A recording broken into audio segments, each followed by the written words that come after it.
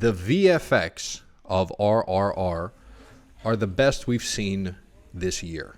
And I'll toss it to Osama for that first statement. That's a pretty loaded statement. I'm trying to think back I like it. I like loading. Okay, all right. You like loads. So And this aiming. year, And, okay. And Shooting arrows. I yes. see. Okay, nice, Yes. nice segue. So in this year, I'm trying to think of the big CG films. I mean, it's really hard to find a film that doesn't have CG Doctor in it Strange. anymore, but Doctor Strange is definitely one of them. We talked about the effects in that movie. Some good, some not so good. Right, In the yes. movie. So I think overall that film was a wash. I think in this movie, though, the one thing that stood out to me, Just a watch. Yeah. I mean, I don't know how else to describe Doctor Strange. I think if you want to know our thoughts on the film, definitely check out that episode. But for RRR, truly, so I've watched quite a bit of Indian cinema, not as much as Fahad, of course, not as much as a bunch of our other friends, but one thing that always lets me down slightly is the effects, not because the teams are not great at them, because they are using a lot of sophisticated techniques. It's because Indian cinema, especially within its action, is very anime-esque in its exaggeration. And so we are trained to see things as normal. And so when they're like with our eyes, and when they're not normal, things like VFX stand out even further from normalcy than if we were watch it, say, in an animation or a cartoon or anything like that. So I think the effects for me always struggle in the sense of no sense of realism, and so as a result, no sense of cohesion within the film. So it always feels like this guy in Doom is like turning into like this crazy Terminator or whatever, like crazy scenes, right? But in this one, I think even though we're talking about a mythological epic here, they merged realism with CG so freaking well. I think, and again, huge shout out to the Corridor Crew channel here. I feel like I shout them out weekly, but they do a bunch of VFX breakdowns of big films. And there are a lot of cool behind the scenes shots of how in this film, all the scenes that you would not think are heavily CG'd are. So for instance, one of the ones that stands out to me is they've edited the dance sequences to have the two, Rama and Beam, like synced perfectly, for example. Like small things like that add to the surrealism of the film and make it feel just that extra bit beautiful.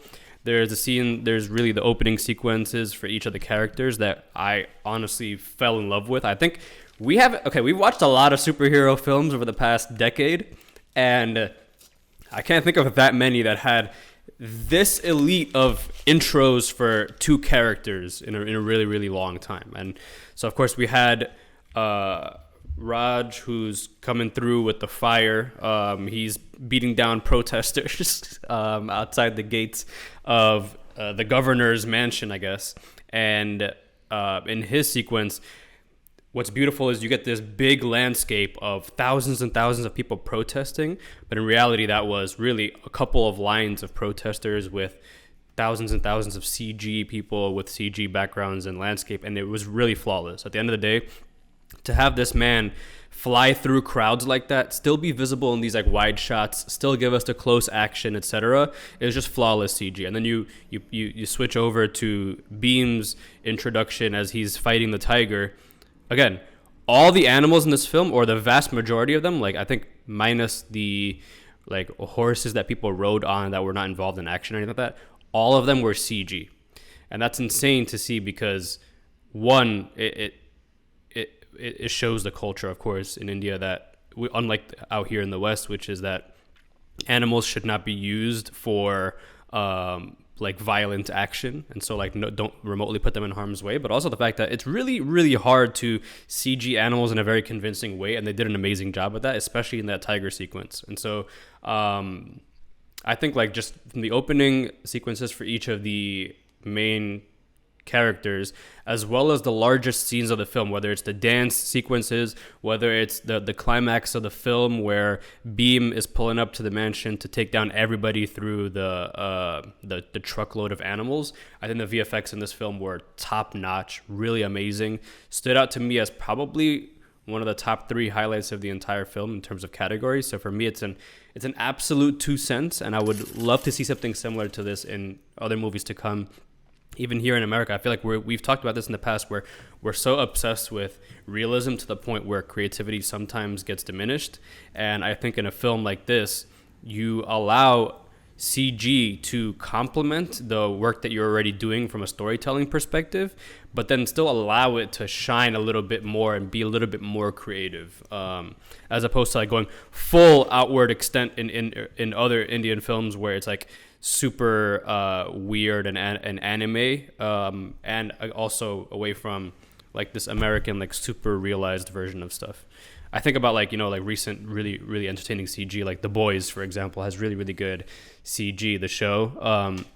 But again, that's CG for superheroes as well. But again, that's like, it's always like leaning on this like red blue light, like we talked about this before, like Harry versus Voldemort type of like just light beams that MCU has kind of trademarked these days, and I'm kind of tired of that. And it's nice to see a breath of fresh air, which is just creativity at its full blown best, and honestly, probably what took years to create in the VFX room. So for me, it's an absolute 2 cents. What do you think, Fahad? Yeah, it's interesting that you mentioned that animal thing, because they have, at the start of the movie and at the end of the movie, both times they mentioned no animals were hurt. Like, that's something that's actually like taken pretty seriously in the subcontinent. So even if a lot of people are like, oh, that's a critique, oh, that they didn't use real animals, they literally legally could not use real animals. Right. To just have them out there like mauling dudes down. That's like, even if it's fake, you can't have like animal labor for your movie. Right. But overall, there's no animal union. There's like us, they're just like me and you on this podcast. No unions. What, man? And I ain't we're getting paid unionizing, either. brother. We're unionizing. You want dental from me? Is that what you want from me? Dental coverage? 401k. We're looking for that 401k, man. No, but like even Ajay Devgan, like Admir mentioned his name on the cast, he has movies where he's like a cop and outlandish things happen, where he's like throwing jeeps and like jumping over cars and like wild things happen that don't really like make sense, theoretically at least, for someone to do, like for a regular person. Whereas in this movie, although you have like almost these like fantastical features in the movie, there are like little bits and pieces throughout the movie that kind of like push you towards it. It's like, oh, like, yes, this is like they are actually like trapping tigers and wolves because of how they're kind of going about the process of it, right? I thought the tiger scene is the scene that kind of, if you're scrolling through the film, because I didn't watch the film for a little bit, if you're scrolling through the film on Netflix, that's kind of like the trailer shot that comes, and that does, I feel like, a very good job of selling the movie to you. Definitely 2 cents from me. I'm definitely, I think it's up there with one of the better kind of ones we have seen. And I also think like Marvel has like a very set infrastructure in place for them to churn out like CGI kind of movies, right? Is much different than having a very like independent studio on the other side of the world where they don't make top class. There are some solid Indian movies that do have like really good VFX, like you said, like the Doom movies. The latter movies, it gets crazy. Yeah, 3, I think, is nuts. Like, dudes are, like, rollerblading across the road, doing, like, some wild shit happening. Krish gets crazy, whereas the first movie wasn't that nuts. Whereas Krish is kind of wild, fam. Krish is mad. And that's what usually the Western world thinks of when they think of, like, Bollywood or Tollywood movies, right? Here, it has to be said, this movie isn't based in Bollywood, so maybe this is why it's influenced a little bit different. Maybe this is why they're actually, because if you're a Telugu film, you're already a film that is not being catered to the majority of the country, right? So you're already a minority kind of studio trying to push this out, so you're gonna try to make sure that you're putting together one of the better products on like the whole Indian box office, and I think they succeeded. I also definitely, I think we should also explain that like Telugu is different from Bollywood in this fact that it comes from, I think, Telangana, right? Or Yes, a very different region of India where they speak a very different language. So and Andhra Pradesh, which is like one of the regions I think in the film. It's where I think Beam comes from or something like that. Exactly. Yes. But it's just to say that is like I think I don't know if it's Western India or where it is geographically, but it's to say that it's obviously India is a country, massive. But it's inclusive of so many states that have different languages, different cultures, etc. And this film is very much within Telugu, which is an entirely different language, and exactly. So, Exactly. And like India also has like I think something like 21 languages spoken. But generally, when you're making movies, you're pushing the Hindi movie. Like that's the movie that usually tends to get love. It's like America and English. We speak a shit ton of languages, but generally English is the one that gets pushed. So if you're making a movie in a different sort of language, you're gonna have to make sure that everything else in the movie is like tip top shape, because then you'll get the respect. Obviously, the box office numbers show that people like showed up for the movie back home. But 2 cents for me. Definitely the best we've seen so far this year. And unless Thor this week like blows me out of the water, the next time we get a chance to kind of put this against another VFX film, it'll probably be Avatar, like a really good VFX film. I can't think of any other elite level VFX film coming out after Thor and between like that gap between these two of like a juggernaut film coming out. Yeah. So what do you think, Admir? Yeah, and I think like we're not, at least in my head, I'm not counting Maverick as like a CGI heavy. Yeah, film. no, that's Maverick is not a CGI heavy. Like it's the opposite. That's what Sam was talking about. That kind of takes like the realism that like so the two films now like signify what the kind of cultural shifts are happening. And Maverick also has made its fair share of money, as you have pointed out to us on a weekly basis. Yes. I just love the fact that it's making bank, man. Like it's still making bank. Yes, that's needed. Exactly. No, but on the VFX thing, I think what I really loved is when you use CGI to enhance or like give cinematography a new color scheme almost, and you get it the most in those dance sequences, which you mentioned, Osama, which were like fabulous to watch, obviously for the choreography and the music and then the score and all that, but the look of it all I think is fabulous, and the film has a lot of color that I think is definitely enhanced in post. Chris would know, and you do that for a film like this, it gives it so much character and so much personality, and that for me was really the thing that stood out for it. There's few movies that I've seen like that over the years. The one that I forgot the name of the film. It's with the boy on the raft, and it's very high, fantastical. Life of Pi. Life of Pi. It reminds me a little bit of that, where it's so much of the character of the film comes from the CGI, and I think that's also a film that it relied heavily on CGI, like animals, to move the story forward. And that's, as far as I remember, I think that's like an American-made movie. So it was cool to see them go at it. I agree. I think the tiger sequence in the beginning of the movie is probably my favorite example of the use of CGI, because it blends the two really, really well, right? And I think that's the difficulty where I have watching a lot of, I guess we're just, hanging, on Marvel here, but the difficulty with Marvel CGI at times is that it doesn't blend well with the actual reality of the actors that they're in, the space that they're in. And so that sequence was a very good sequence to show that. I think there's other moments where it's a little bit, and it's bound to happen, I think every movie's going to have this, where it's just a little bit too stark and it doesn't blend in well. The one that stands out for me is when I think it's Rama's father is talking to his own brother on the top of the building, and they have the red landscape behind them, and it just does not pop so well. So you'll have those moments. I don't think they hold the movie back at all, because still there's interesting color and things like that. But yeah, I think in terms of what we've seen so far this year, this is a 2 cents. I think this is probably the best VFX I've seen in the last 6 months, whenever the year started in January. So it will be interesting. I think, Fahad, you're right. I think I will be beyond shocked if Avatar isn't as good as this, just because of how much Facts. work has gone into I agree that. with So And we're both looking- James Cameron guys. And it's also a different category because that's an entirely CG Yeah. film. So it's Yeah, like, very and that's true. the one thing you should be working on is to make Yeah. that as perfect as possible. They've also had, over a decade, but what am I gonna?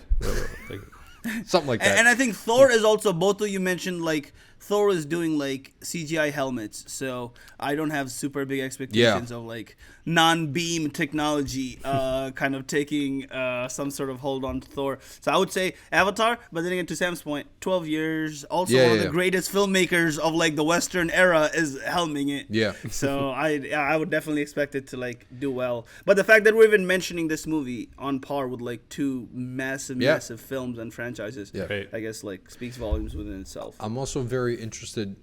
So I have, this is like one of my film blind spots. I have many. This is one of them. Like I haven't seen too many movies from India, so I really can't speak to general things from there. But I do wonder what other Telugu language based movies look like that maybe aren't as upscale as this. Like, do they do that action stuff that you mentioned that is a little bit over the top, but because of the lack of maybe resources, it comes off as that?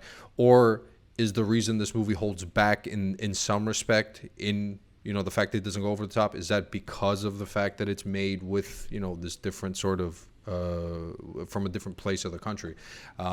Would be cool to know. Right, so it's something worth keeping in mind. But KGF is also Telugu based, so that was another movie you had drafted. Yeah, both Did one you and watch two, that? exactly. Yeah, yes, I was. It's actually out on Amazon. I have it. It's free on Amazon, both of them. So you Fabulous. guys can watch it whenever. Like. And how was that? Very quickly. That one, it's similar to like that's why I mentioned it like from a very specific kind of language. Okay. That one also you can see that they're paying attention to details that if you're in the mainstream you don't necessarily have to. Right. Like you can skate by because that's also another like a film made in a very different language. Like their mouth moves differently and it's dubbed in Hindi and you get the subtitles.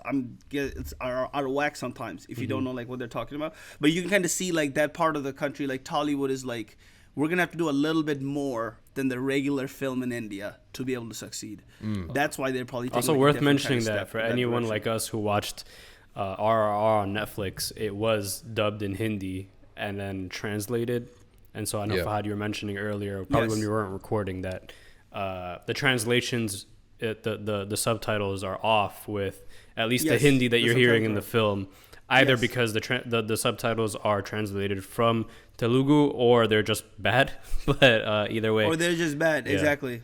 And that's I was mentioning that to you guys because like you wouldn't know like the difference that the Hindi is a little bit off. But like you said, when you're hearing English, there was subtitles that weren't matching up to what they were saying. Right. So now you're kind of in a space of like probably just bad what parts is translation. what like what parts is where I thought it was corny but it actually wasn't even good. Because there's like mad serious moments where I'm like, that's a mad corny thing to say in English and that's not what they were talking about. They're saying something very different. That's why it's like when you're watching a foreign language film, you almost have to kind of like give dudes a little bit of rope when it comes to that. I know me and Admin watched the movie earlier, the Iranian movie, where it's like you almost have to kind of like give them a little bit of rope because certain things are being literally lost in translation. Yeah, like that's always going to happen. I think when you translate anything, they're not just like the cultural aspects of what you're saying, but just the way things are said.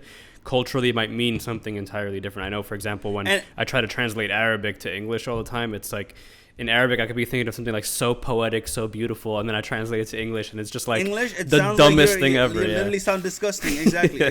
And then on top of that, this is most definitely just a bad translation in certain instances where it's like the translators I work with, they could have probably done a better job. But it is what it is. It's crazy. Fahad knows people. I don't know.